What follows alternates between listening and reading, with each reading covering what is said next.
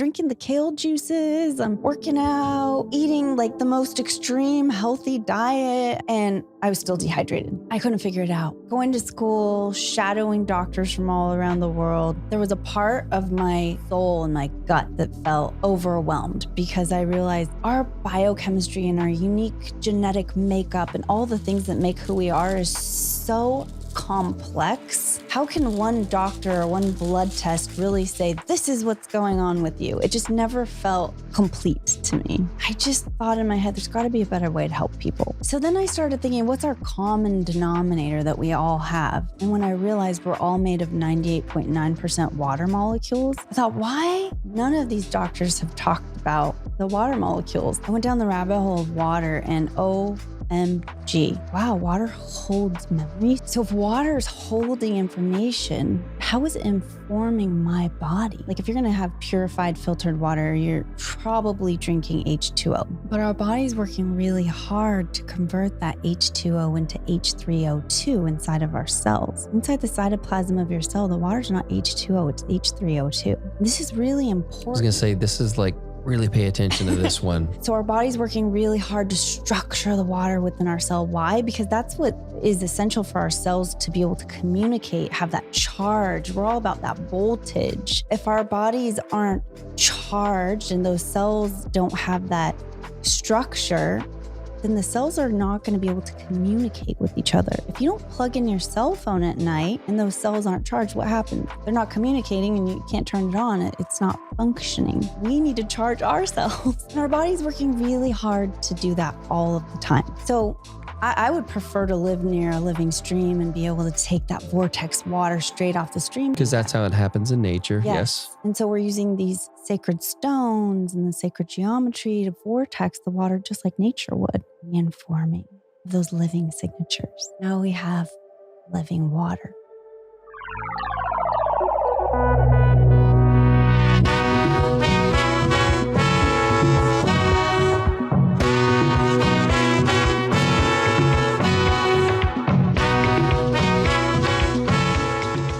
Tracy Duhs, welcome to the show.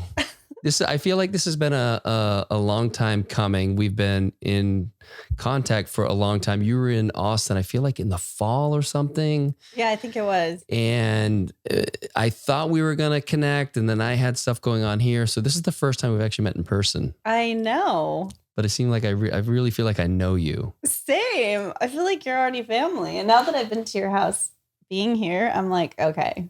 Yeah, we're family. Yeah, there's definitely a connection going on here. But, you know, as I was learning more about you, I learned that you grew up in a missionary home. I did. Tell me about that. I don't know that I've really met anyone who's grown up that way. And it obviously had a huge impact on your life, which we'll get into. But how does one grow up in a missionary home? Well, that's an interesting question. How did the missionary thing start? Well, my dad and mom are really... they're unique people. They never locked their front door. I would wake up sometimes in the morning, oftentimes, and there would be a random person sleeping on the couch. It was never the six of us eating dinner together. Never, never. Like, I don't remember a time. There was always, my mom had a big pot on the stove and she was feeding, whoever in the town needed something to eat. And where did you grow up? In Salinas, California. Okay. It was kind of near Monterey, if people don't know where Salinas is. Oh my gosh, I'm feeling this. Yeah, Tracy's had her first volcano experience. I went light on the tobacco, so I was... And I have never smoked tobacco, so I'm like, wow, I just feel like this body high. Yeah, so you just take it easy on it. Every now and then you can take a little hit, but just be gentle. Okay. Yeah, so...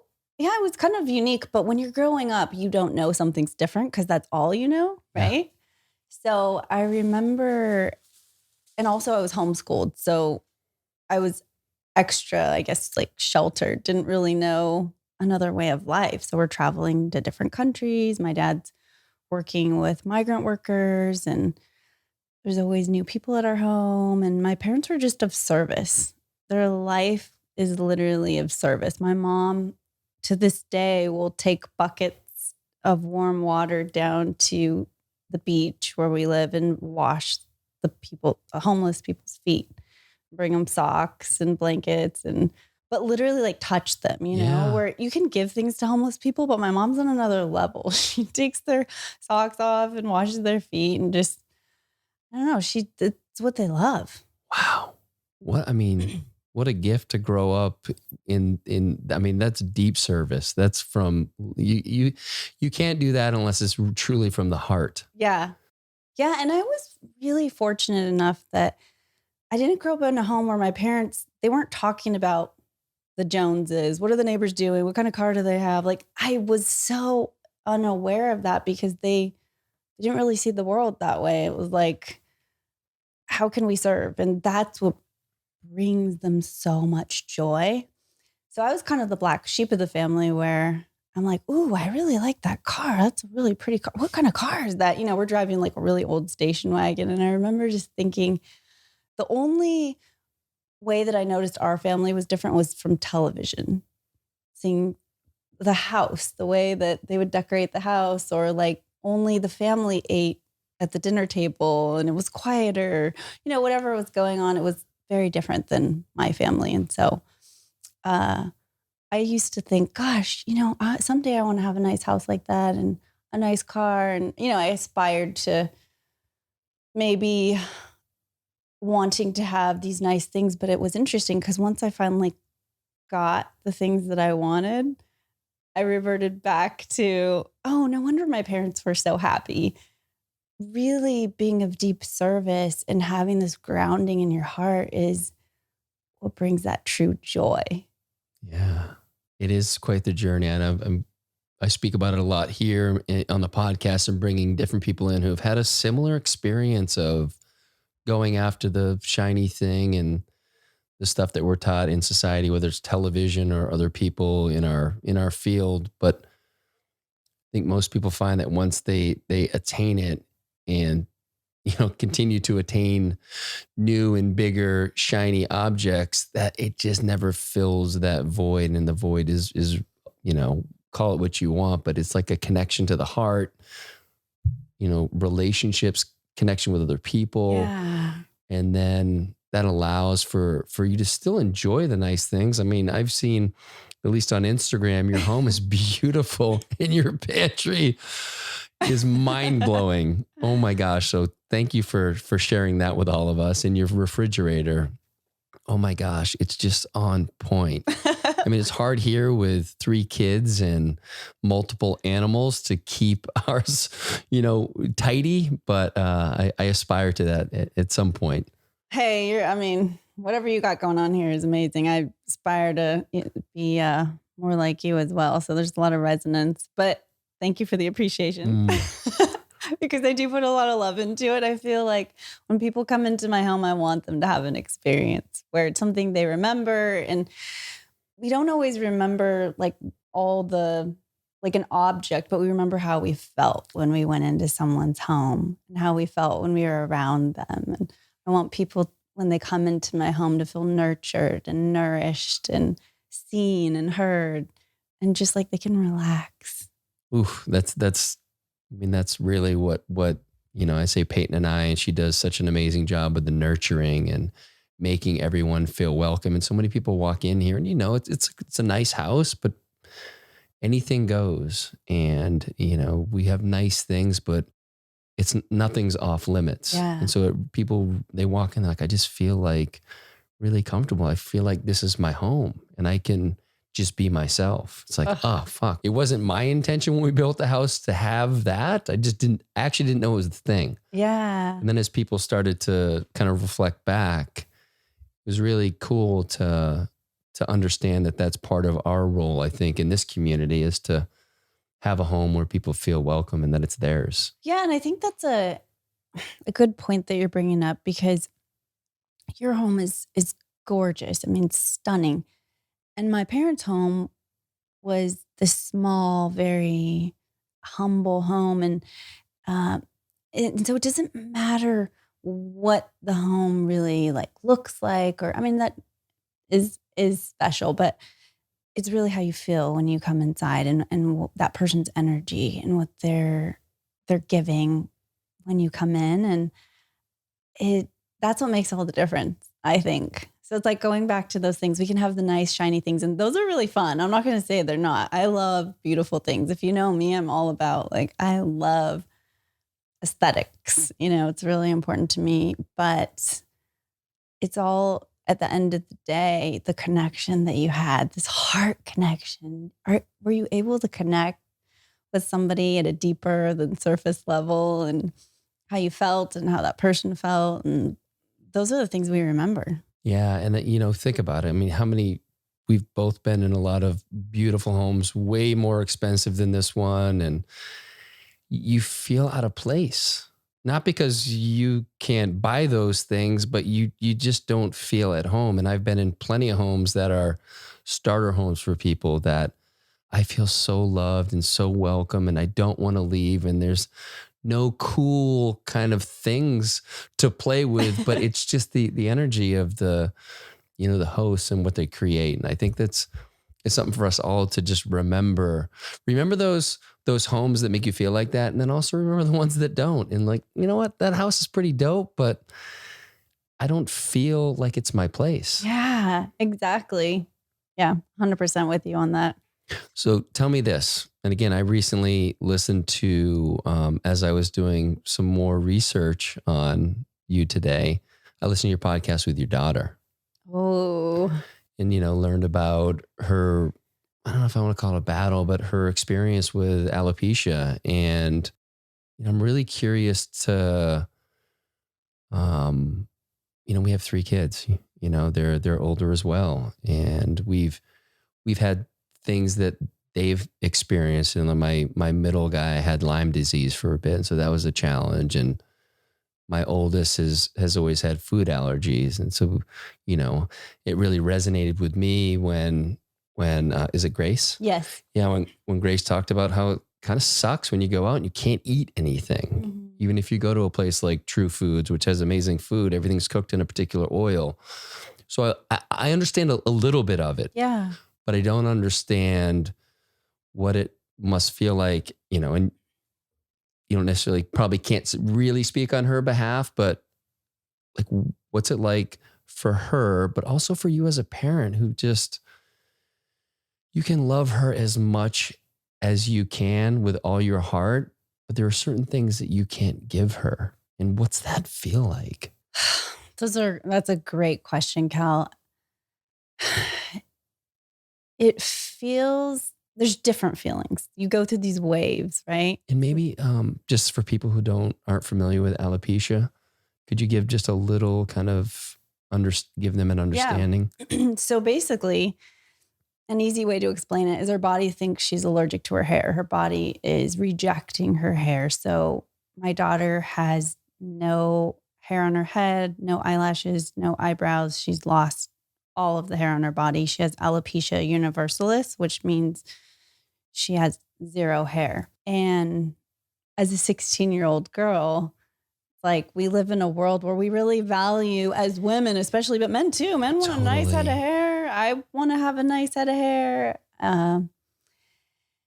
So to be 16 and, for example, she went to the winter formal and she said, all her friends are fixing their hair. And she just felt so out of place because she's like, well, what am I doing right now? And she won't wear a wig.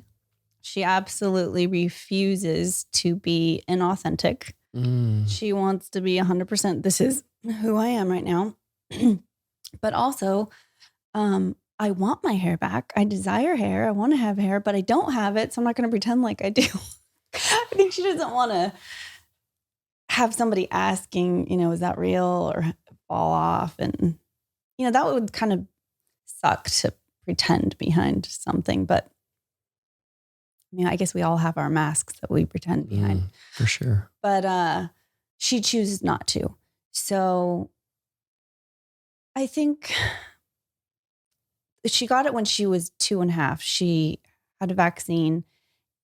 Actually, she got all of her vaccines at once, and she was a preemie baby. And I really feel like we should listen to her intuition, because something inside of me told me, don't let her get these vaccines. And I was 24, and I remember I just had a gut feeling but I'm not an MD. And the pediatrician was very aggressive and strong with me and said, what kind of mother are you? She could die from a polio or something unfortunate because you decided you didn't want to give her a vaccine. And she was very strong, and her voice and tone where her face was turning red. Like she was angry. And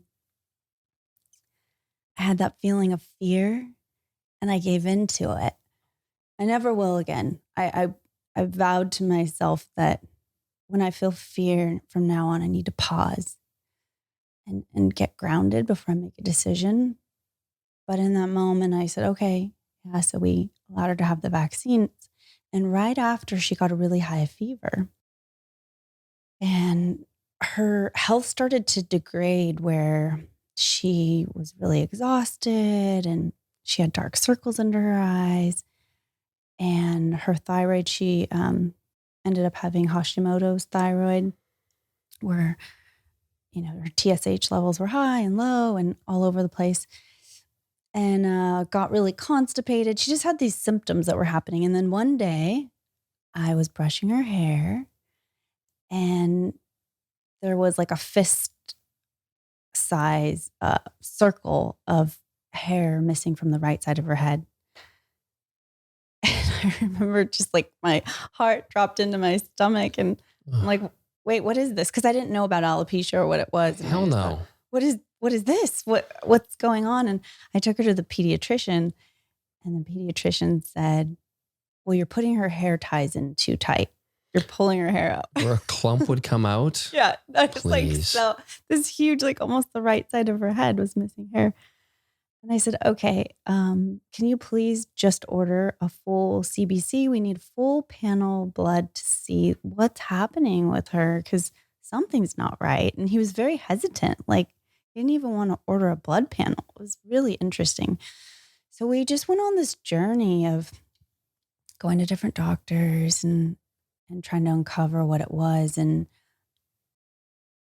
over the course of the next 6 months, her hair just kept falling out until she had lost all her hair on her head. She had eyelashes and eyebrows then. But it was a journey because we didn't really get that diagnosis or we didn't get this is alopecia from an MD till about 6 months after the first visit. And then we kept seeing different doctors. We go to a dermatologist. We took her to tons of different doctors. We were in the Kaiser program and they kept sending us to different doctors. And then one day they're like, oh, I think we need to send you to the head of dermatology here. And so we went, and the lady's like, oh yes, this is classic alopecia. And I'm like, okay, great. Now we know what it is. What do we do? And she said, nothing.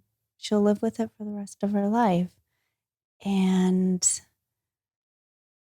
here's a little video and a website you can go to where you can get some support. And I walked out of the office. She was 2.5 then. And I just started crying because I felt like, okay, we went through all this to find out what it is. Now that we know what it is, there's nothing we can do about it. And her father was like, don't cry. We can't let her see us upset about it. So I just took a deep breath, and I remember thinking, no is not an answer. There's always hope. Always. And I personally, as her mother, have this responsibility to help her find that hope. And I'll do whatever I have to do to help activate this. And so that started my journey of really getting more into functional medicine, because before I didn't really know about that or what it was, or there was alternative things. And I grew up with that allopathic approach. So it was a gift, I feel, for both of us, because we've learned so much, but along with a lot of gifts, we also have this double-edged sword sometimes where it's not always easy, right? Oh, yeah. I can't. Yeah. And I guess thanks for sharing that. And I guess that's what I'd love to know as, from parent to parent, because I know the things that I deal with sometimes as a parent can be really challenging, but and it's not that I can fix everything. Sometimes your kid breaks his jaw and he's got to go through that process. But, as a teenager who has something that separates her, Yeah. and I know in the podcast you had with her, she was sharing about her friend, I think it was Natasha, who had it, but was able to, kind of mitigate it or whatever, and now has a full head of hair. And so this person that she was deeply connected with, they shared a story, now is kind of on a different path, which is amazing, thankfully for her, but it makes it hard for Grace. Yeah, that was a really hard thing for Grace, because for Grace, feeling so separated and so different, it was very comforting for her to have a friend that she could resonate with. And she would tell me, hey, when I go to the grocery store with Natasha or the mall, nobody stares at me like they did before. It's like, we're in this together.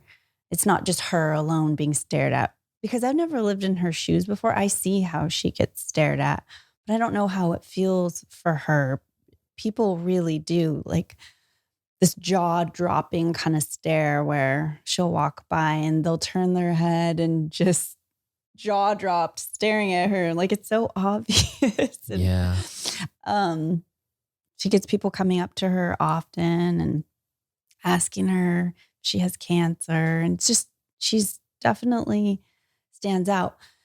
So Natasha having it with her just with this safety blanket. And when Natasha got her hair back, also Natasha's friend group kind of changed. And Natasha started getting busy with school, and she's in high school now. And so they didn't see each other as much. And Grace started feeling really isolated and alone. And I tell Grace a lot, like, I understand pain. I can resonate with that. I can't fully understand your pain because I've never experienced alopecia. But I can sit here with you in it and hold you and hold space for it and be here for you to try to do whatever we can to make it better, and also just love you and be here with you in the things that we can't change. And as a parent, it can be really painful. And I notice sometimes I'll find myself, I have to observe myself numbing out, because I would get so into it and feeling her pain and working so hard and putting all my energy into going to this school, getting this, going to this program, figuring this out, taking her to this doctor. I've taken her all like around the world to different doctors, and we've put so much energy into understanding this autoimmune condition. And you hit a point where you're like, okay, maybe this isn't about me and what I can help do. And you feel, I've had to hit a point where it's like, oh, maybe I need to just surrender this too. Do the best I can, but also be in a surrendered state and know like this, the way she is right now is okay too. It's not that it's not okay. There's not something wrong with her because she has alopecia. This is her gift, her journey. This is where we are in loving what is.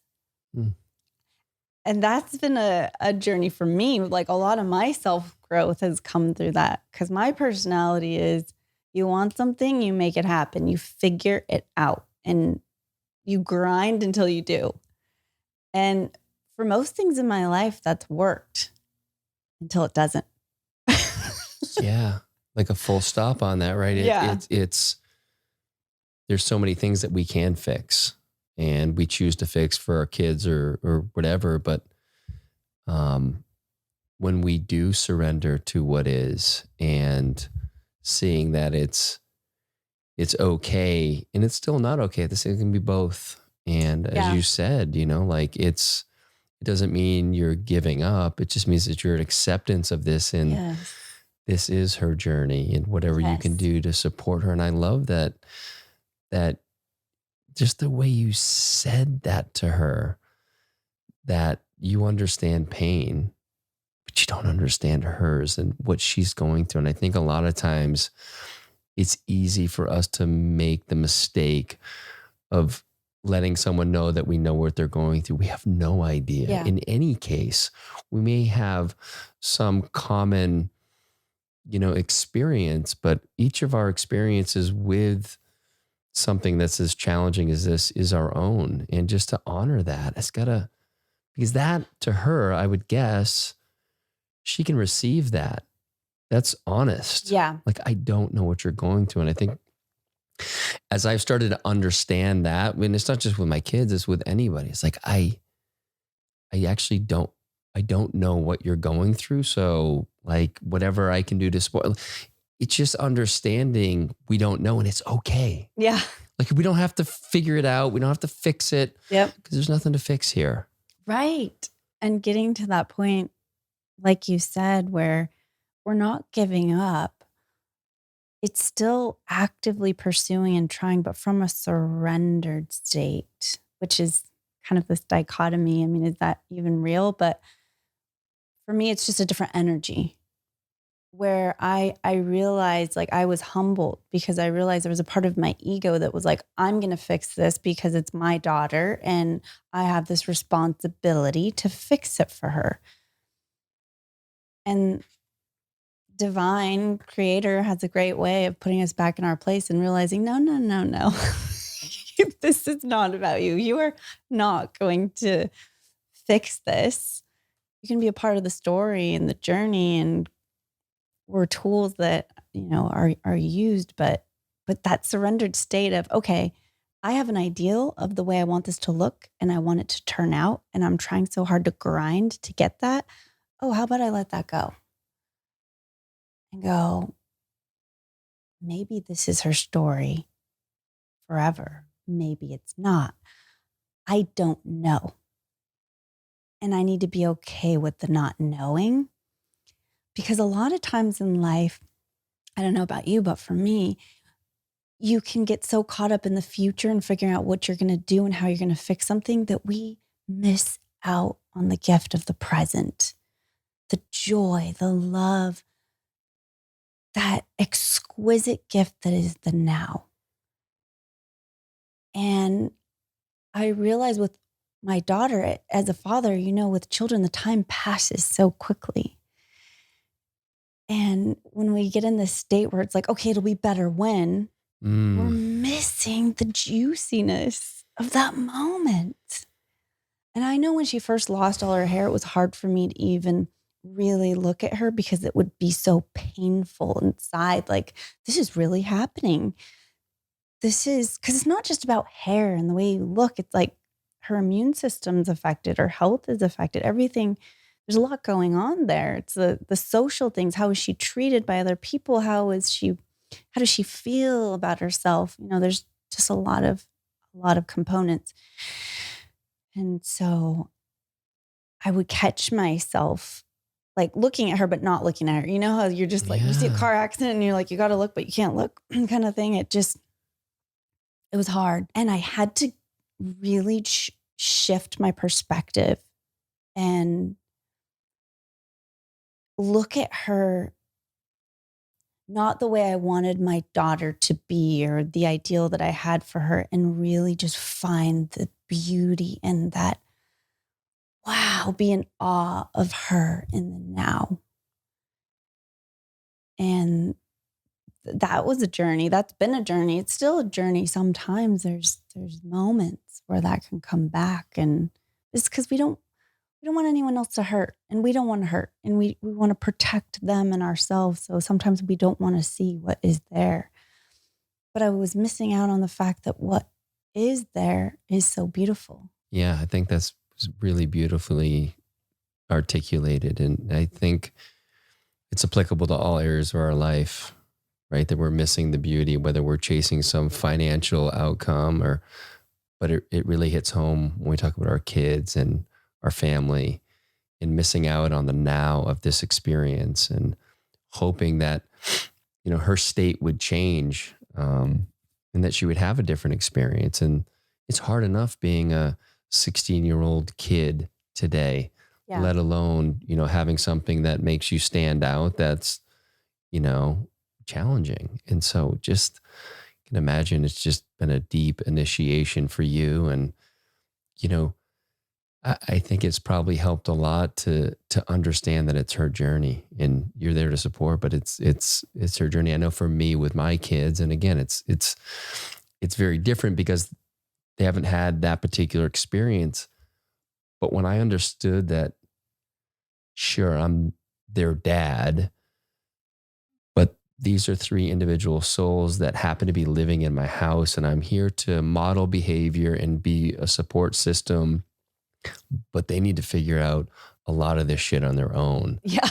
It made parenting a lot easier because I can actually see them for who they are and actually what are their needs. I don't need to project what I think their needs are. And I started to listen and tune into that. And, when you do that, your relationship deepens immensely with them. It's like, oh, fuck, I didn't even know this was possible. Yeah, because we're not trying to mold them into what we want them to be. We're like, you are your own divine creation, and I just get to be here to support this.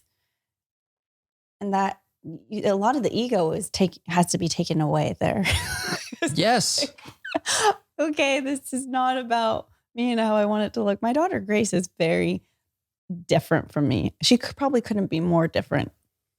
My other daughter Parker, we're very similar in our aesthetic, the things that we like, the food we like, the way our mannerisms, and Grace is like her own beautiful creation.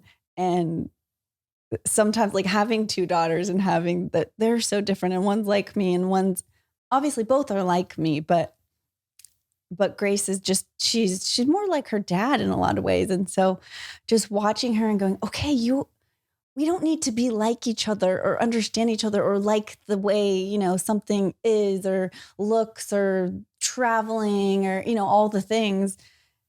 It's like, wow. I've learned just to be like, wow, this is so cool. Like the way she is. She just got a car and she wanted to put like this flower power steering wheel cover on and like, she wanted to decorate her car. She's like one of these cow print coaster covers and like things that I would just cringe at normally. Like, oh, really? Okay. Yeah. That's why you want to decorate your car. But it was cool because I'm like, this is her. This is what gets her excited. And I get the opportunity of witnessing it and going, yeah, this isn't what I would like, but it's so cool because it's you and you're beautiful and you're amazing. And I love just observing how excited it gets you and the joy of noticing how different we all are as humans and how one thing can get someone so excited, another person it's like, oh, no, that's not my thing. Yeah, and it almost becomes a masterclass because I noticed this with my son, Bowen, who's 16, and his tastes and a lot of things are very different from mine. You talk about the cars and like just what he wants to do when he gets a car, and he's always asking me like, "What cars do you like?" And we just couldn't be more opposite. But it's like when it's someone that close to you and you afford them to have their own experience, you start to recognize like, oh yeah, he's like other people who aren't like me. And maybe that guy isn't a douchebag. He just has different tastes. Exactly. He's just a grown-up Bowen. Exactly. And you're like, yeah. And then I think the part of like getting older is life becomes so much more beautiful. I remember my dad in his 40s, because we're taught this thing of like the 20s are the best, I think in American society, it's like, oh, once you're past 21, like you're getting older. And I remember asking my dad when he turned 40, would you want to go back to be in your 20s? Like, never. Life just gets better and better. And when he said that, I just couldn't believe him. I was like, okay, whatever. You just don't get it, But he's so right. Every year that goes by, life just gets juicier. I would never want to go back to even last year. Yeah. The things that I get to see now and witness, the perspective that I have, it's so much more, I guess, surrendered and open. It can be.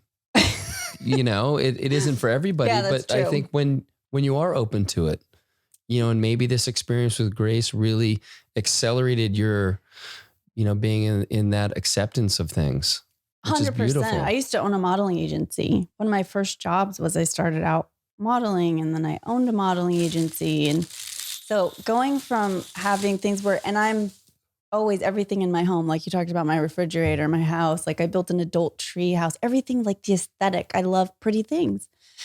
And I used to love to hire beautiful women. Walking down the street, oh my gosh, that aesthetic. Okay, she needs to be in my agency, and I would scout people, and I loved it. I love seeing just symmetry and beauty. And then my daughter loses all her hair, and she's like not what mainstream would particularly say, okay, that's what I want. I want to be bald.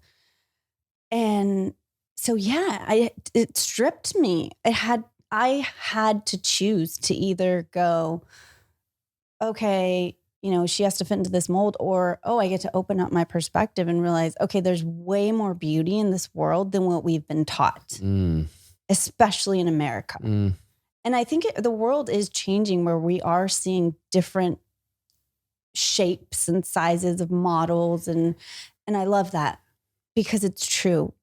We are all so different, and we don't need to fit into this one tiny little box in order to be beautiful. Our uniqueness is what makes us beautiful. Yeah. And it's like changing our own personal relationship to it's that we can still think things that are beautiful, like the models, they're beautiful, but it's like changing our relationship and our attachment to that feeling. It's like, it's not like, no, they're not beautiful anymore. It's just, you're kind of lightening in the load a little bit. And, again, like I don't want to sound like an authority on any of this, but I will say that, 3-4 years ago, when I started to witness my kids, as they're, being on their own journey, it got to be a lot more fun to be a parent. And that, like I said, that connection got a lot deeper. So if you haven't tried it out there, look, I'm 50, so it took me a while to figure it out. It's never too late. Like, try it out. Like, start to see them as these beings that are, you get the opportunity to live with them for a period of time, and then they're off. I know. And it's such a short period of time.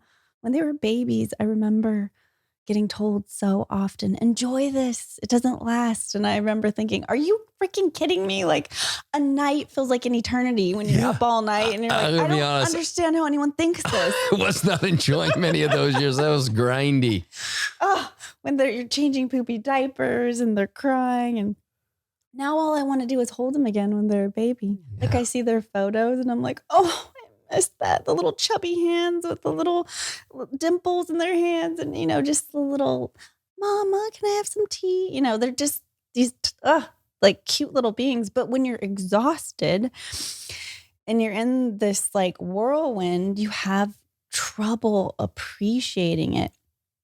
I just read this book on the way over here. It's called If It's Not a Hell Yes, It's a Hell No. I haven't read it, but I've been like really tuning into that lately, and it feels really good. So drop some wisdom. Read this book. I read like 3/4 of it. It's such an easy read. I read 3/4 of it on the way here, but it was really resonating with what I'm trying to create in my life right now, is just stripping away the things that are mediocre and just okay in my life, and really tuning into what I'm resonating with. What are my divine gifts? What gets me, my blueprint, me as Tracy Duhs, what gets me excited?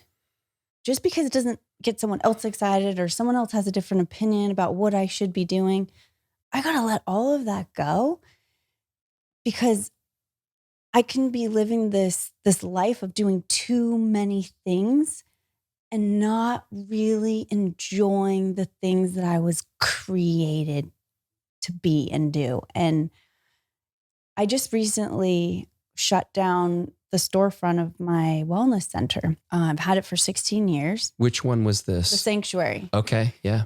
I had it for 16 years and it felt like I was a failure to shut it down. Like, but every day when I would go to drive over there, I wasn't excited about it.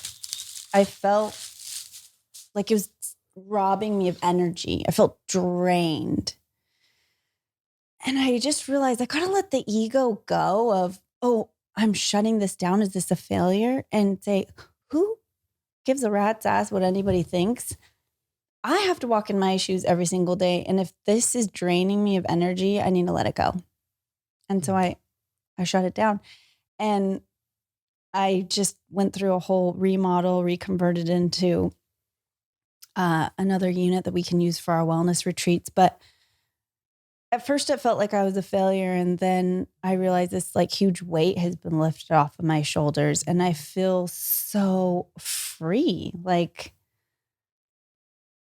oh, now I have space to do other things. And then it got me excited to realize, okay, anything that's not a hell yes, it's a hell no. I don't need to say yes to this just because it's good. I am more effective. I'm more loving. I have more energy to give when I take time to rest and nurture and nourish my spirit. And when I do that, I can tap into my really unique divine gifts. And then when it's a hell yes, I can give it with all my heart and really love on others and love myself through this process.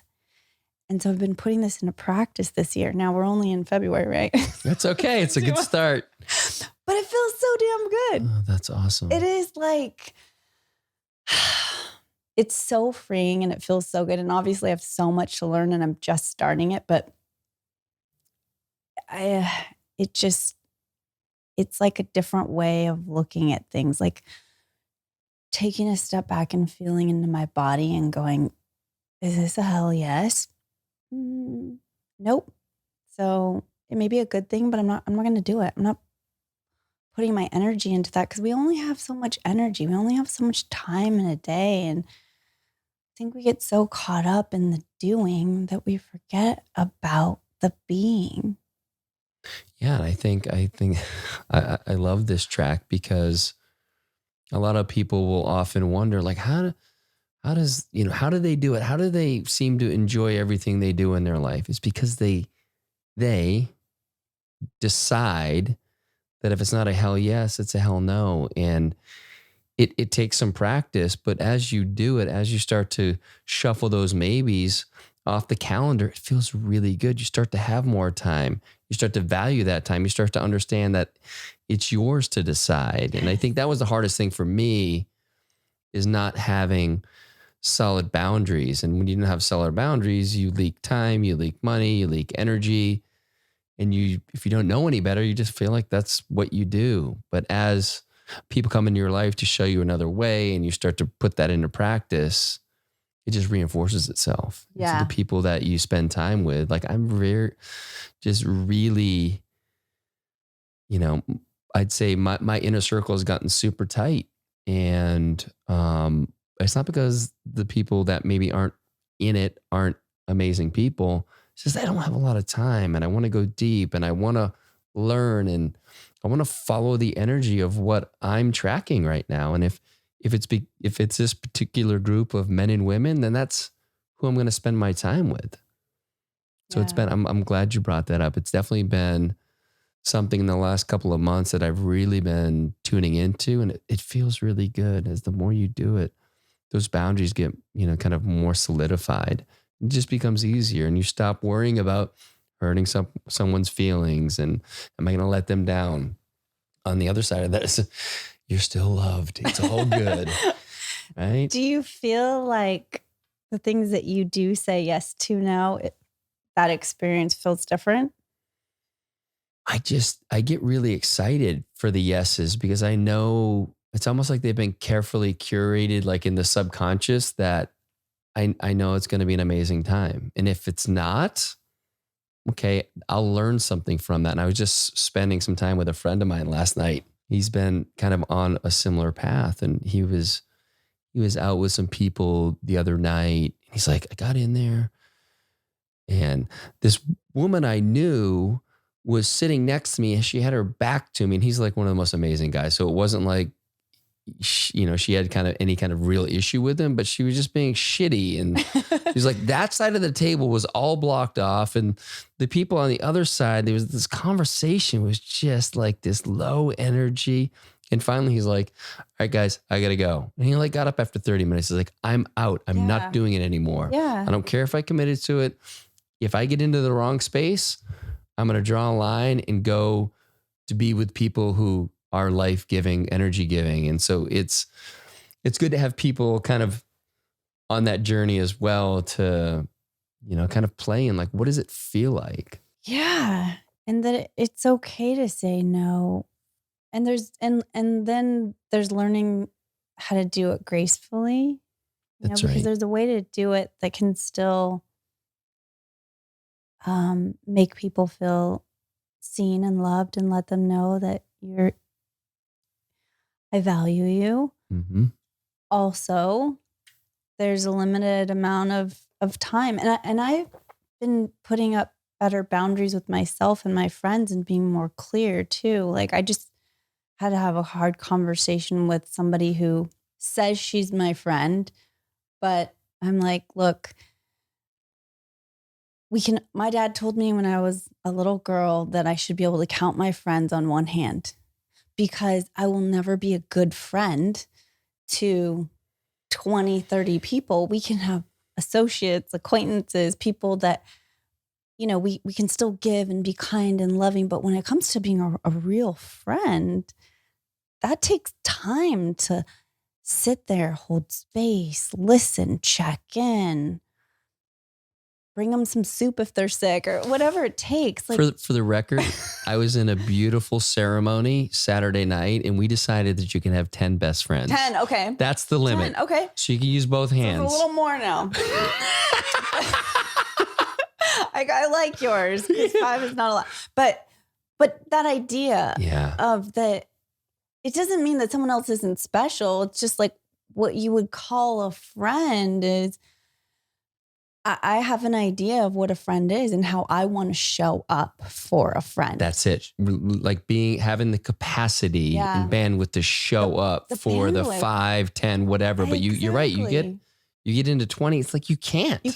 You're spread too thin. And then you're not a good friend to anyone. No, you're not connecting to with none anyone. of them. Yeah. So this friend. Yeah. So it was really hard, but I had to be honest and say, every time I call you, it gets sent to voicemail. And then you say that you're really bad with texting, because every time I text, you don't get back. So I said, I feel defeated. I really don't know how to connect with you. And my definition of friendship might be different than yours. But what I desire to give in the relationship and what I feel like is being reciprocated doesn't feel like there's a coherence here.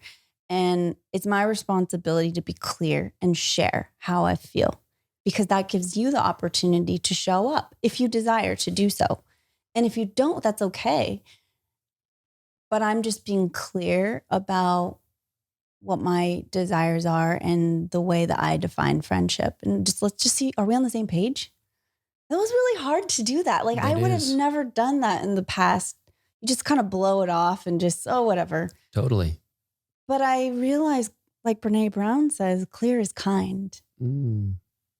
There's a way to be clear, but do it in a kind way. I'm not demanding anything of you. I'm not telling you you're doing anything wrong. I'm just saying, here's how I see it, and here's what I desire. And you're welcome to show up. I'm giving an invitation. That's why I said this is an invitation. Yeah, you're coming. I look at it as you're like, let's make an agreement here. Like, what's our agreement in this relationship? And if it's, as you said, if it doesn't sync up, okay, at least now we know. Now we know. No hard feelings. We just see it differently. Yeah, and I love it again when you start to do that rather than blow it off, because we've all done that a lot. when you start to have those more difficult conversations, you do get clarity, and those boundaries actually get really clear for you as well, for who you really desire in your life and what you're seeking for that connection and relationship. Yeah, because everything is like a vacuum. What you let go of is opening up space for something else. And so if I'm not in true resonance and this relationship isn't a hell yeah for me, then I care about you enough that I'm going to communicate and give you that invitation to show up so that we can have this hell yes relationship. And if it's not, then it's okay to let it go. And me not having my field, you're my friend, and I'm going to keep showing up for you in this really deep way. No, you're an associate now. Like, I care about you, I'll help you, but not to the level that I'm choosing for people that I'm going to call a friend. Perfect. Okay. We're going to shift here because you have so much to share beyond what you just shared. So, Tracy, because it really, I think you touched on it, because of your experience with Grace, you've gone deep into the body. And so that's a lot of what your podcast is. You know, I know you have a book coming out. When is that hoping to launch? Wow, Cal. Well, I just have to say that the book was supposed to be out last May. It's my first book that I've ever done. Sure. And I finished writing it in April, turned it in, and it was basically, I learned a lesson that don't tell people that something's going to come when the publishing company was telling me it was going to come. So I told That's people fair. that pre-ordered, this isn't coming. And now it's a year later, and it was basically kind of just the company took my money and was just leading me on.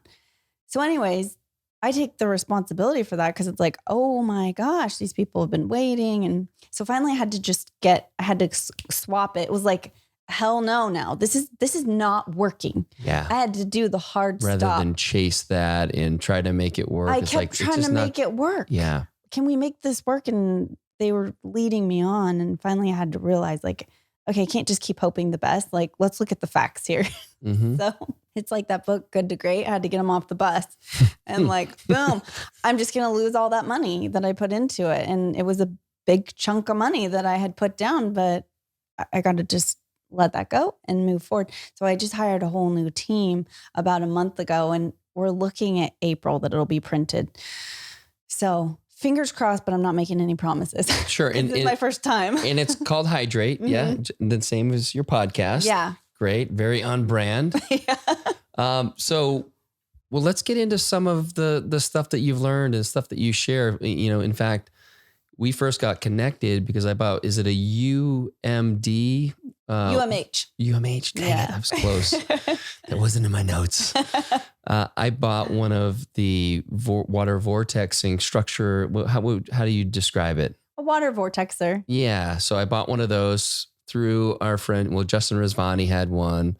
It's like, dude, I want one of those. Like, all right, talk to Tracy. She sells them.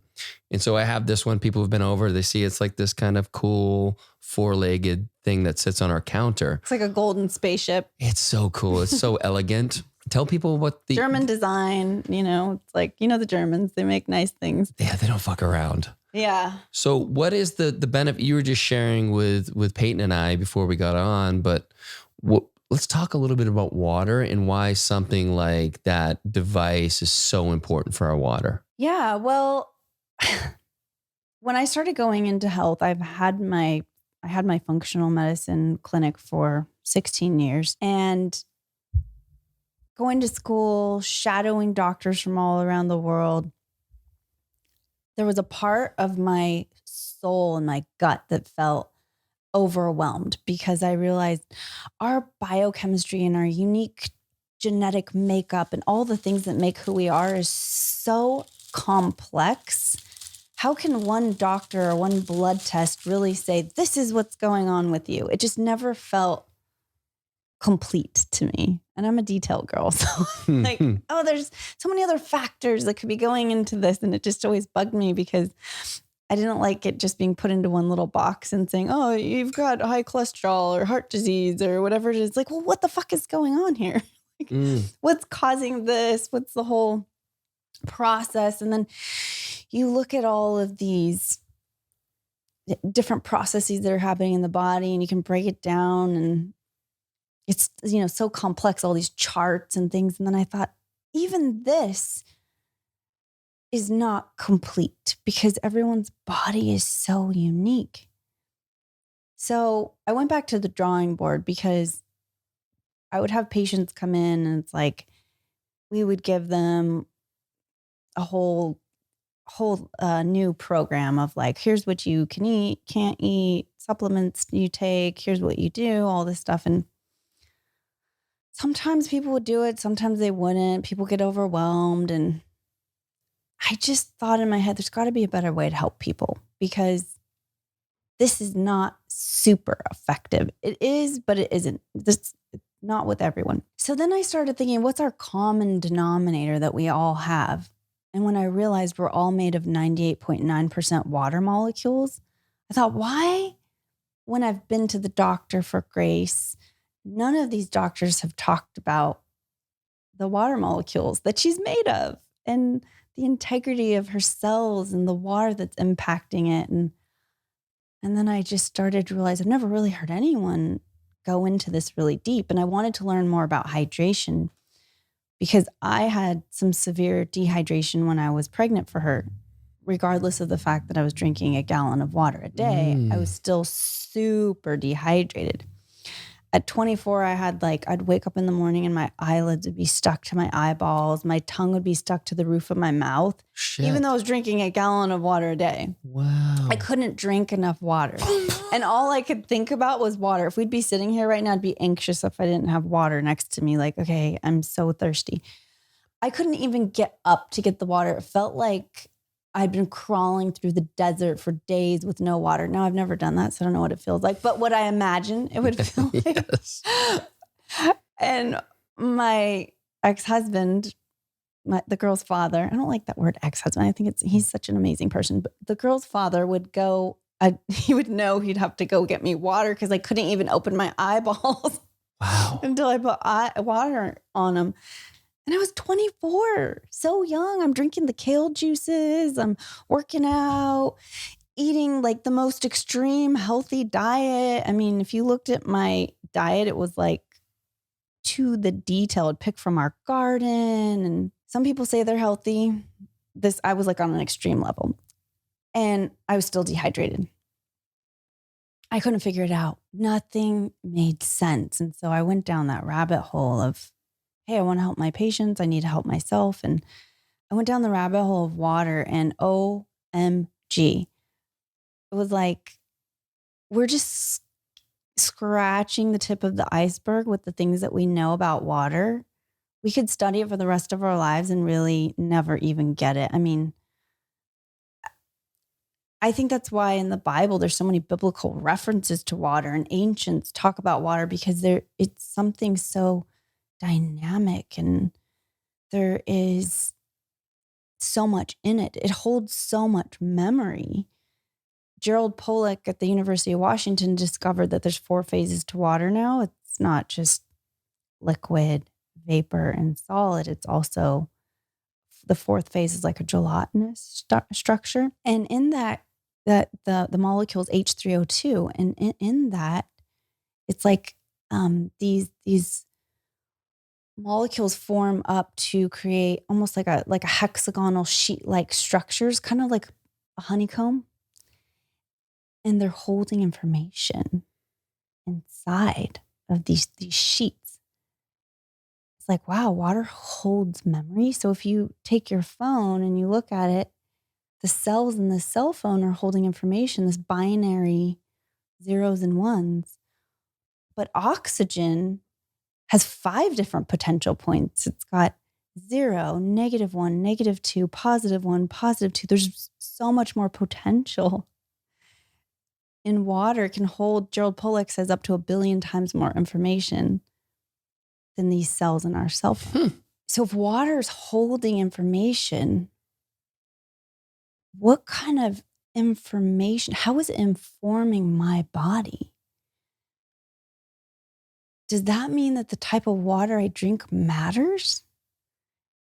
Is it not just the chemistry that's important? Because we look at the chemistry. Is this filtered? Is it clean? That's what we ask when you go to a restaurant. Is this filtered water? Is it clean water? But in my opinion, there's more questions we need to be asking, or we have the opportunity to ask. How is this water informed? Wouldn't that be funny? You go to a restaurant, people are like, this girl is crazy. But I think that's going to be the question in the future as we start to realize how important this is.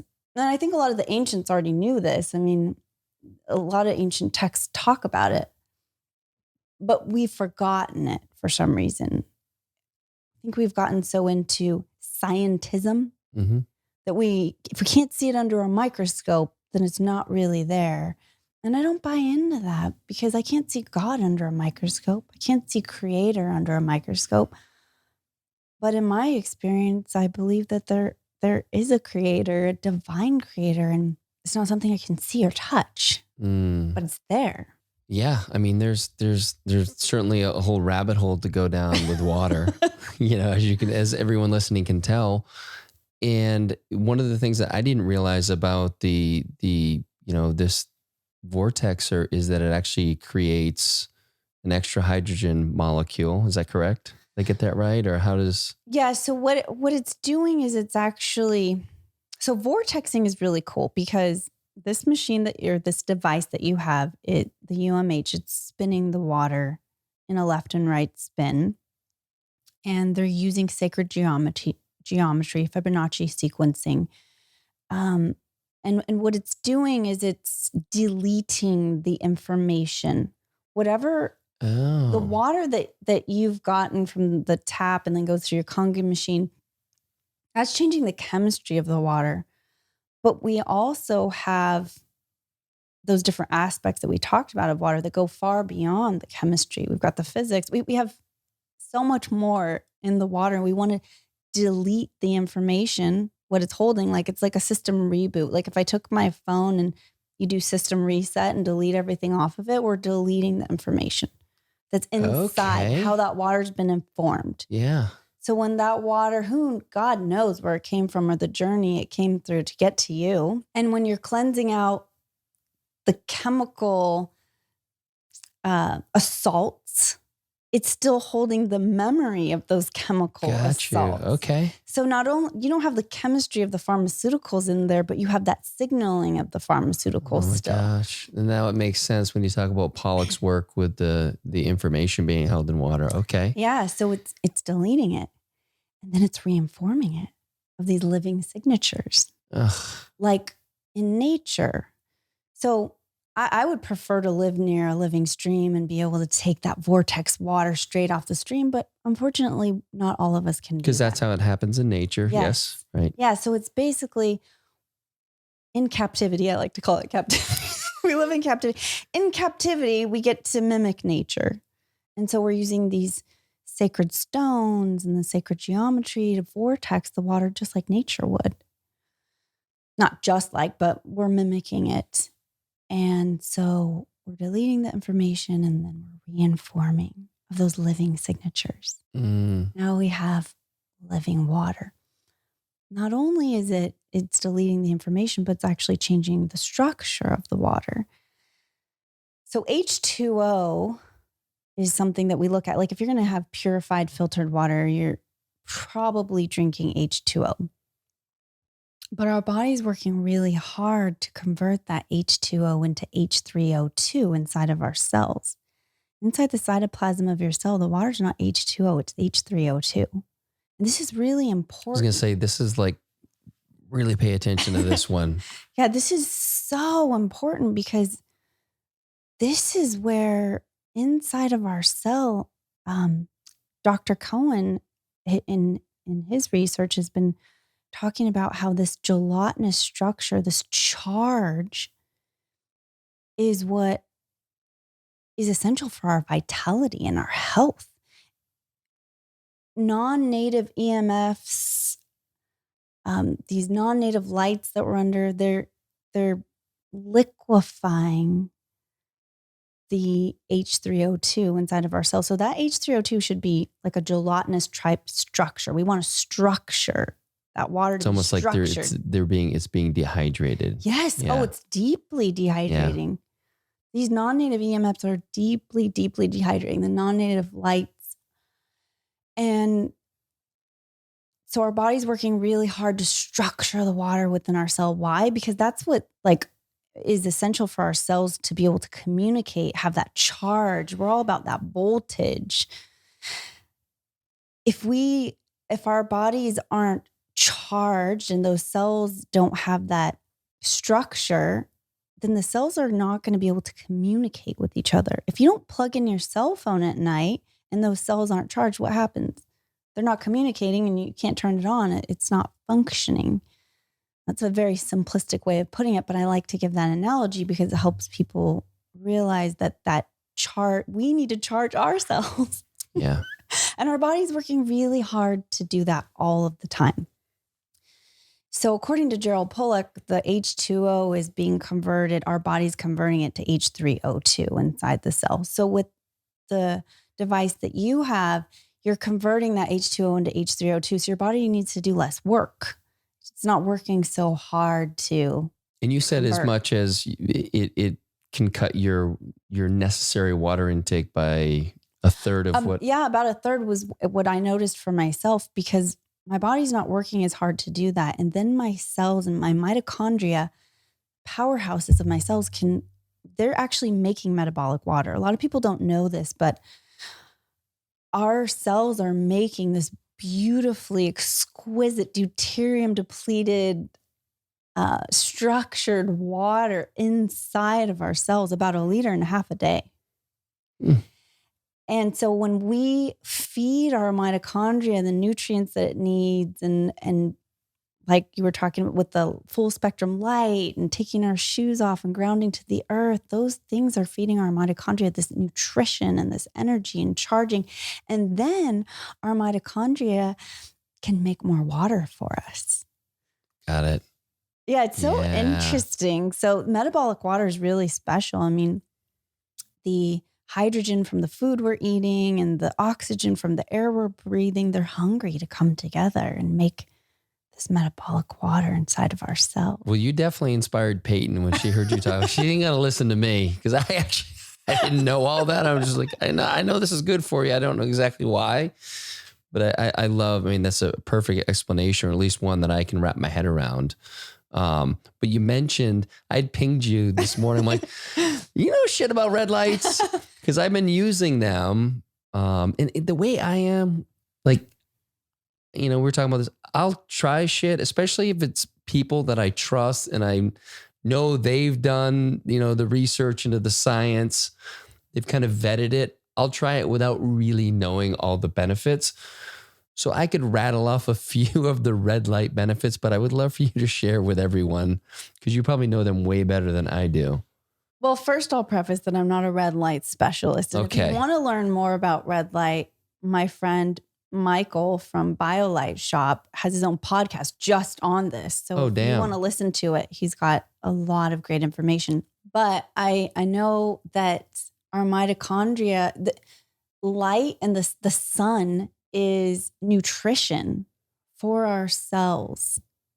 It's that unspoken nutrition. I mean, the reason why we eat plants is because they have that light energy from the sun inside of their cells. And so we're eating it and we're taking that in, that energy. But in order for us to have this vitality and to be healthy, we need to get full spectrum sunlight.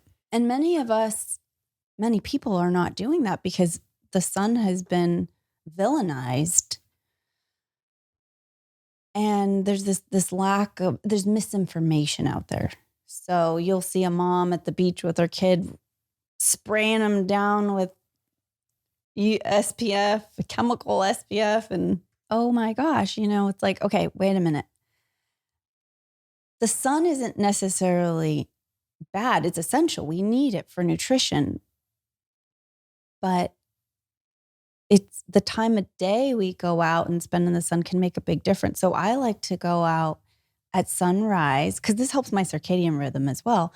but go out at sunrise. And that's when the thermal heat is the lowest and you're getting the highest amount of red light and full spectrum light, but it's not burning your skin. And then at sunset, at like golden hour and watching the sunset, you're getting that red light on your skin and into the retina and the eye. Open up your mouth, get it in your epithelial tissue. That's why you hear people talk about anal sunning, because the epithelial tissue is where you can really absorb that nutrition, the full spectrum light. So a lot of people aren't doing that. They're working all day, they're waking up late, and they're spending a lot of time indoors under these non-native lights, non-native EMFs. And so it's like junk food. It's like because the light is nutrition. So it's like eating McDonald's nutrition in terms of light all day long. You're going to suffer.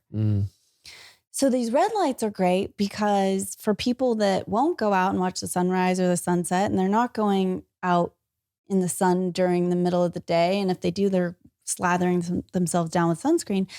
The red light is a supplement. It's like taking a supplement. Okay, I'm going to get this nutrition for my cells. They're charging my cells, feeding my mitochondria, helping me make more metabolic water, a host of other things. This is something I can supplement with for my lifestyle. And I mean, it helps, with inflammation. There's so many things that it helps with, but just like the sun, you want to have a certain amount of intake. There can be too much. Just like you don't want to eat 50 oranges, there's a balance with that. So it is nutrition. It's a supplement.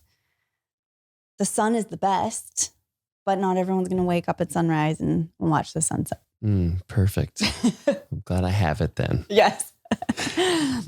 I want to shift gears for a second and talk about your post today about Botox. Oh, yeah. Because that was news to me. Really? Not that I had an opinion about it one way or the other, but the way you explained what's happening, how it's basically freezing, the tissue or whatever. And imagine if like your leg was frozen for 6 months, like, is that good for your leg? Yeah. And so I'd love for you to share kind of your thoughts around Botox and why you've never done it.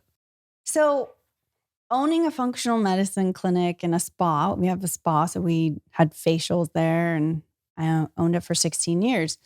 I got to witness people that were getting Botox, weren't getting Botox. And I'm the type of person that I'm an observer. My mom said when I was a little girl, someone would be walking down the street and I'd just be staring at them, because I look at every little detail. And I just would notice the difference between people that got Botox and didn't get Botox and just the little nuances, right? So when our clients would come in, I would ask them, if they'd gotten Botox. And I'm one of those people that I want to age gracefully. I'm sorry, but it's like very important to me, I'm fine with aging, but I want to age gracefully. So I'm always thinking ahead, right? Okay, I could do Botox now and not have a wrinkle, but what's that going to do to me 10 years, 20 years from now? What's my face going to look like? So I started observing our clients. We had it for 16 years, people that had been doing it forever and how they looked and how their face was aging. And then just noticing that. And I thought, gosh, it doesn't seem like it's doing what all these doctors are saying it does. These plastic surgeons and injectors tell people that it's going to make you age better. But what I would notice is that like someone's forehead would get longer or dropped, or the face would start dropping. So they didn't have wrinkles, but something looked off. Ooh.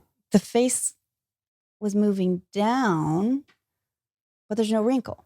So your brain's like, something's not right here. It's like, we know our brain's smart, the subtleness, the idiosyncrasies. So then I thought, well, look, I don't want to have a bunch of wrinkles, but I also don't want to do Botox because also it's a neurotoxin. And they're starting to discover that it affects people's thyroid. People that get it a lot you can be susceptible to Hashimoto's thyroid. And anyways, I just thought if you keep injecting yourself with this toxin, what's the long-term effects of it? And that was always in the back of my mind. So I started this facial at our wellness clinic where, cause I want to age well. I'm like, what can I do to like do this, but in a healthy way? And I started thinking about blood flow, lymph flow. When you see a child running and they come in, with their face all ruddy, it's like, that's the youth, is the blood flowing through the face, the lymph, the energy there, the hydration, the vitality.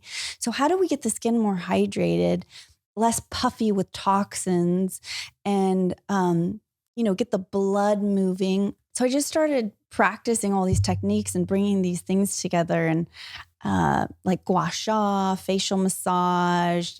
You actually can massage inside the mouth because we have our muscles, we're moving them all the time, and we want to lay them back into place, massage, relax the muscles that are overactive and awaken the ones that are underactive. And so then we were bringing this lymph and blood flow back. And I started to do it to people's faces, and I would take a photo before and after, and it's unbelievable. Really? Unbelievable. One facial was good, but then we started to do a program. It was 10. So they'd come in for 10, and I'll have to show you the photos after this, but it's like looking like they had beyond a facelift, like the fullness and the fat coming back in the cheeks and the vitality and the wrinkles smoothing out. And they're just so happy. And I realized, like, gave me hope. Like, okay, I can age well and gracefully, and I don't have to inject myself with a toxin and freeze my face. So I just started realizing, we've been sold a lie. Mm-hmm. And I don't think Common it's anyone, being like, I don't think there's mal or ill intention. I don't want to believe that, but I think it's just misinformation, being misinformed. And I like to look beyond the curtain. What's behind the curtain there? So anyway, the post was really just my observations. I'm not an MD, obviously, and I can't say, give medical advice, but it was just my observation of the things that I've witnessed and seen, and owning a clinic for all these years, how I've seen the changes we can make by just paying attention to the lymph and blood flow and hydration and muscles. And how about we just go back to basics? Yeah. And then, so if the 10 sessions, over what period of time, how often do you recommend? So the way I did it was 4, 3, 2, 1. So the first week was 4, you come in 4 days a week, 3 days. So it's almost like a workout. Yeah. And then they would come back once every 6 months for a reboot. And then how long does the actual massage take? It was, through all the treatments. So then we do this facial mask that creates this vasodilation. So it's bringing all the blood to the surface to cleanse the cells. Oh. So there's a lot of things that I pieced together, because there was certain treatments that worked really well. And I'm like, what if we put it in tandem with this one and that one, and these would work synergistically together. And then I put them together, and I called it the celebrity facial, the secret celebrity facial. And people, they come in, and it's just, I'm still blown away how much you can do naturally. Yeah. Like, you don't have to go get cut open and lift this and that. You can bring the integrity of your skin back to life through hydration, nutrition, sunlight, grounding, sleep, massage. Those things can make, I believe, a bigger difference than a knife or scalpel. Beautiful. Now, you traveled here, by the way. Yeah. And I've seen a lot of your Instagram stories about when you travel. So when you travel today, like, what did you do? I want to hear like some travel hacks for the listeners. Like, what can they do? My travel routine is it's like extra. Or maybe let's I'm do extra. this. Give us what do you recommend for people who don't put a lot of thought into, they're going to be traveling. Like tomorrow, I'm going to Florida with my son. Okay. So what do you recommend I bring? All right. So the big thing is, when you're on the airplane, there's a lot of assault on your body. It's a lot being in that tin can up in the air. Make sure to get a good night's sleep the night before. And the 48 hours before you fly, really focus on your hydration. And when I say hydration, anybody listening to this, just to make it simple, if you're looking at water, stay away from filtered water, go back to nature, get spring water. And if you want to know how to make spring mimic spring water at home, you can go to my page and I can show you how, but you're not going to really hydrate with purified water. So throw that away, drink spring water, and hydrate the 48 hours before. Then the morning of, I have this green tea ND extract that I use because that's going to help with the radiation. We're getting assaulted by a lot of radiation when we're on the airplane. So I'm just trying to mitigate it as best as possible. So I have this green tea extract that I'll put in some warm water and drink that. And then I fast. Or I'll have just a little bit of fruit. I had a couple blackberries, but I haven't eaten anything else because your stomach, you're going into this like, everything's getting contracted, like shrink wrapped, and your body really can't digest when it's on the airplane. So that will make you extra tired and just feel lethargic. So either fast or just eat some light, like fruit, things like that. And then as soon as you get off the airplane, you want to ground. Take your shoes off, connect to the earth, hug a tree. I know that sounds weird, but whatever you got to do to just ground. That's why a lot of people like to take a shower when they get off an airplane because water's grounding. It's like, you just feel so good once you ground, Okay, so while I'm on the airplane, I take these hydrogen tablets. So before the flight, mid-flight, and after flight, I take one Quinton. Quinton it's seawater, 78 trace elements that helps my cells. It just helps my cells be able to communicate because I have all the building blocks for biogenesis. So I take one of those and then I get 4 ounces of water and put 2 hydrogen tablets in. You do. So I was curious about how much water, because I bought the tablets when I went to South Africa after seeing your ski trip So, but I put it in like a big thing of water and I was waiting for it. And I'm like, I got to drink all this water. No. Just do 4 ounces because the juice is in the gas, the hydrogen that's coming off. A lot of people don't realize that. They think it's some sort of chemistry thing happening, but no, what's happening is there is chemistry happening, but those tablets are liberating the hydrogen from the water molecule. So that hydrogen gas is being liberated and you want to drink it right away so you get the gas. Okay. The gas is what matters, not necessarily the water you're drinking. It's the gas that's being liberated and getting. So pre-flight, do that 2 tablets and 4 ounces. Okay. Yeah. And then if it's a really long flight, I'll do it mid-flight and then after.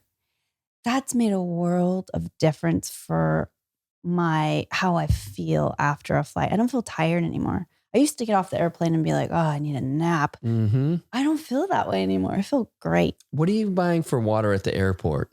Me, I don't because I bring my own water. But if I How do you get the water like through security? You just say it's medical water and then they have to test it.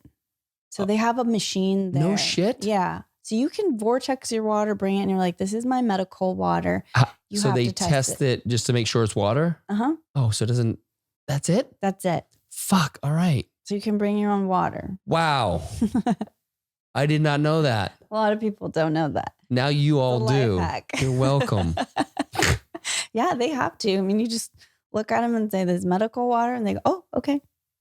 They have a little machine they put it in. Awesome. Takes extra time.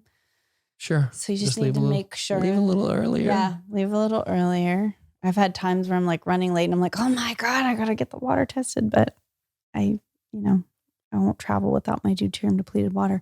So yeah, I would definitely get spring water, do the hydrogen tablets. That really helps. Quinton always helps me. Okay. Between the Quintons, there's the hyper and the iso. Yeah. What's the difference? That's a great question. So they're both seawater. The hypertonic is the undiluted. So it'd be like if you took a little sip of seawater and it's like super salty. The isotonic is the diluted version. Interestingly enough, even though the isotonic's diluted, that one's the powerful life force that Rene Quinton called the medicine. In 1895, Rene Quinton discovered that the ocean's plasma is identical to our own blood plasma.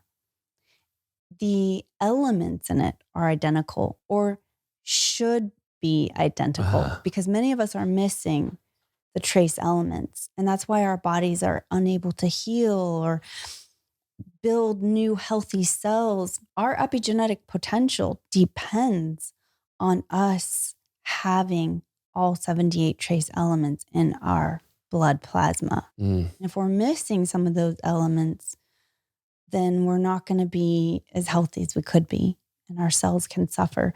So the isotonic is something that you take as medicine. And if you're dealing with something like some sort of autoimmune or some issue, Renee Quinton had special protocols for that and how you take it. But like, some people that are really sick might need to take up to 3 a day. 1 in the morning on an empty stomach, in the afternoon, at night. And that's you want to do it on an empty stomach? That's the best. And with the isotonic, you want to use those vials that you break open. The reason why it's a double tip ampule is because it's not just about the chemistry. There's a bioenergetic life force in there that comes from the plankton bloom that even Francisco Cole, the owner of Quinton, will say it's something we can't even quantify yet. We just know what it does. So those are preferred to the big bottles? Absolutely, because that's where the energy's held. Yeah. Those double tip ampules. But if you're just focusing on the chemistry, then you can take the packets or the other things. But I just use the ampules because I want that life force energy. So I take the isotonic, the medicine, when I'm traveling in the morning, before I fly, mid-flight, and then after the flight. The hypertonic, undiluted one, think of it as nutrition, as a supplement. It's like a vitamin you take every day. And that's something that you can put in your water.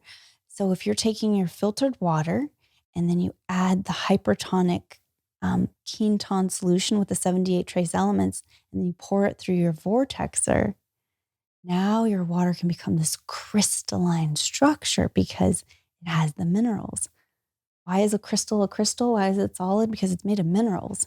And we want to create our water into this crystalline structured water. We need minerals. Oh, so before it goes through the vortexer. Before it goes through the vortexer, you take your filtered water, put the Quinton, then vortex it. That's what nature's doing, right? Nature's taking all the minerals from the rocks and everything that it's coming in contact with. It's picking up all these minerals and it's moving and it's spinning. And then it's creating the structure.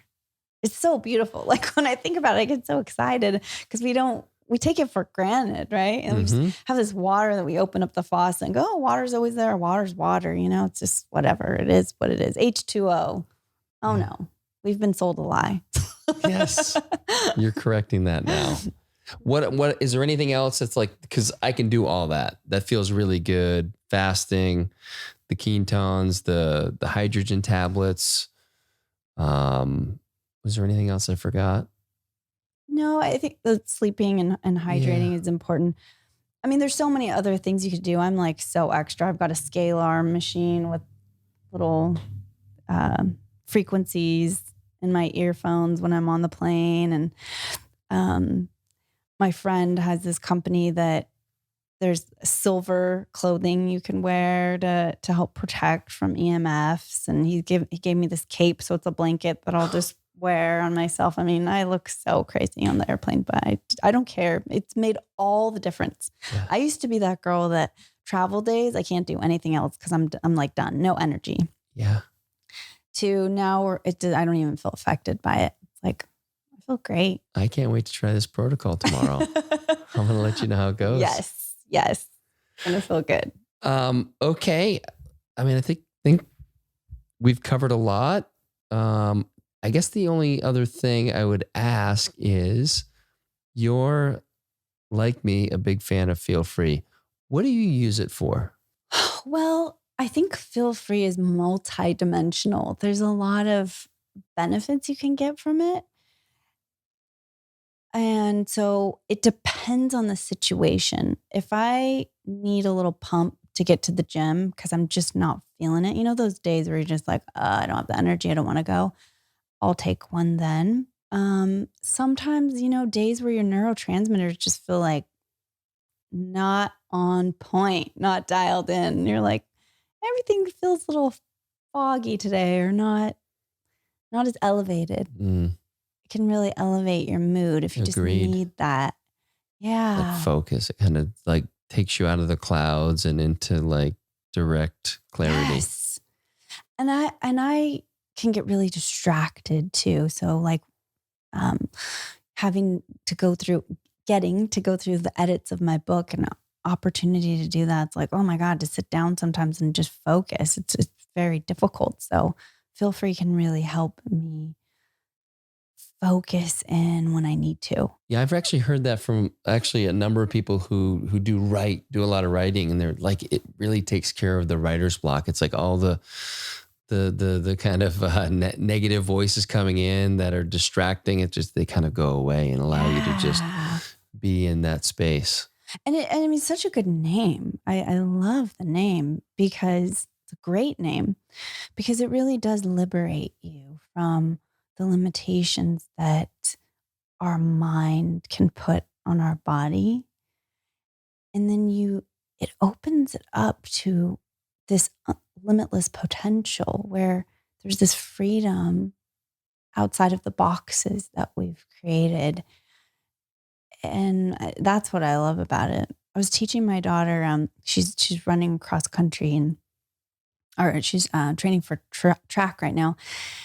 And so I was timing her. She's doing these hill sprints. And I'm like, look, the last 3 quarters, I just want you to gas it and tell yourself, this is so easy. I can do, I've got this. Like, this is the easiest part, and like, just change your mindset, right? Because at the end is when you start feeling like, oh my God, so much pain. And so she started shifting her thought, and like her times were getting better and better and better. And I think that's just a good example of how our mind limits our body of what our real potential is. And Feel Free helps take away, like, lift those limitations. Yes. And I've seen you post about it being a great alcohol alternative, which I love too. It's probably been the thing that's helped me the most with just like saying no to like any, I mean, I will have them occasionally. It's been a few months actually, but I'm not afraid to have a few drinks, but I just feel way better, and I feel way better the next day. It's also an aphrodisiac. So I don't know if I told you this, but so you said you were going to send me a case, and you sent me a box of it, and I get stuff in the mail all the time, right? So when I'm coming back from a trip, just got back from a long flight, and I was so thirsty. I had run out of my deuterium depleted water, and I only drank that. So I was so thirsty. So I get off the airplane, and I'm like, oh, I want some juice. I want some structured plant water, And I'm like, oh, this is Cal's thing. It's like probably like some healthy juice thing. I didn't really know what it was. And I was literally so like, I had been on a long flight, a long day, and I just saw pineapple juice and like botanicals, right? So I just shot it. And I'm like, wow, okay, that was interesting. So then I'm getting ready for bed, and I kid you not, this is so embarrassing, but all the blood in my body started just like moving. And I felt like I was like literally going to have like an orgasm. I was like, oh, what's going on? Like I hadn't put 2 and 2 together, and I was like, why do I feel this way? No shit. Yeah. Cause all the blood was just like rushing to my lady parts. And I was like, what the fuck is this thing that he gave me? I haven't heard of that use yet. And I looked. Might have to start using that in the marketing. I looked on the back, and I was like, oh my gosh. Yeah. So I never drank a whole bottle all at once again, because it was just so like this like shot, of pure energy. Yeah. And I don't recommend anybody who's trying it to replicate that. It is really highly recommended you do half a shot, maybe a third if you're a little smaller. Because some people, when they take a full shot, they don't have that experience. They actually get a little bit nauseous. Oh, really? Yeah, so it's a little bit too much for them, but good for you. Look at you. Yeah, it was interesting. So I was telling JW, I'm like, I think this could be marketed as an aphrodisiac. Oh, that's right. That's right. I remember hearing that. Because that was like my accidental happenstance, it was like, I just fell upon it. Yeah. Accidentally. Yes. Perfect. Well, your code is Hydrate40. Is that correct? Yeah. Okay, Yeah. so anybody who's interested, use Hydrate40 for Tracy's code at botanictonics.com. Where else can they find? I mean, your podcast is Hydrate. Obviously, it's anywhere podcasts are listened to. Where else can they find you? Your website? Yeah, or in my treehouse in San Diego. Ooh. You know, just come hang out with me at my treehouse. I built an adult treehouse because, like you, I love people to have experiences. Yes. No, but yeah, my website, Tracy Duhs. The last name is spelled Duhs, like pay your dues, but with an H instead of an E. Ah. And then on Instagram is the same, Tracy Duhs. Mm-hmm. Thanks so much for being on today. This was great. Thank you for we having covered a lot me. of ground. It was fun. Yeah. Welcome to Austin. Thank you.